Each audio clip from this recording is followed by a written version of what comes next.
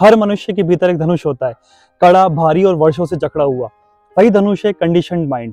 जनकपुर में स्वयंवर है, शर्त स्पष्ट है, जो शिव धनुष उठाकर चढ़ाएगा वही सीता का अधिकारी होगा।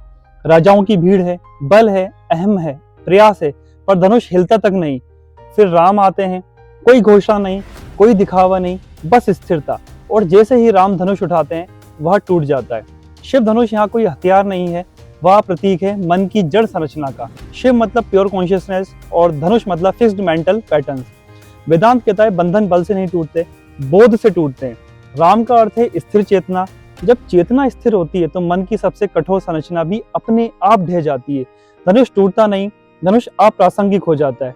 दोस्तों, मॉडर्न साइकोलॉजी इसे कहती है कॉग्निटिव रिजिडिटी। जब मन पुराने belief systems, conditioning, trauma patterns में फंस जाता है तो नया सत्य दिखता ही नहीं।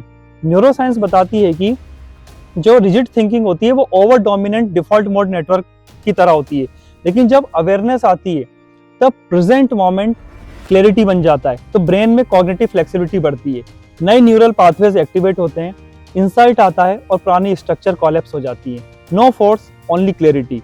यही कारण है कि राजा, योद्धा, अहंकारी प्रयास करते हैं पर असफल रहते हैं, क्योंकि ट्रुथ ईगो से नहीं खुलता, साइलेंस से खुलता है। राम इसलिए सफल होते हैं क्योंकि वे कुछ साबित करने नहीं आए थे, वे केवल प्रेजेंट थे, और प्रेजेंस ही सबसे बड़ा इंटेलिजेंस है। जब मन लचीला हो जाता है तभी जीवन में सही ऊर्जा प्रवेश करती है। दोस्तों, सीता का मिलन उसी क्षण संभव होता है जब शिव धनुष टूटता है, अर्थात जब रिजिड माइंड टूटता है, तभी बैलेंस्ड लाइफ एनर्जी आती है।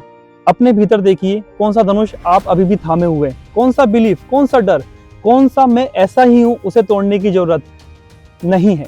बस उसे देखिए और वही देखना ही राम है। प्रणिपात।